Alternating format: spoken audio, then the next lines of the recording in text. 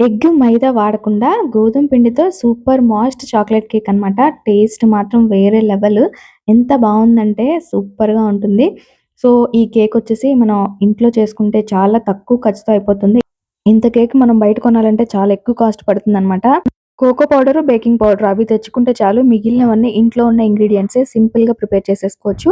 దీనికోసమైతే బౌల్‌లోకి ఒక కప్పు వరకు పెరుగు, అలాగే కప్పున్నర పంచదారని పొడి చేసుకొని వేసుకోవాలి. ముప్పావు కప్పు సన్‌ఫ్లవర్ ఆయిలు, పావు కప్పు పాలు వేసుకొని చక్కగా మిక్సీలో గాని, ఇలా గాని బ్లెండ్ చేసేసుకొని 1 టీ స్పూన్ బేకింగ్ పౌడరు, ఏదైనా essence, half teaspoon baking soda, కొంచెం ఉప్పు, ముప్పావు కప్పు వరకు కోకో పౌడర్ ఏసుకొని చక్కగా మిక్స్ చేసుకోవాలి.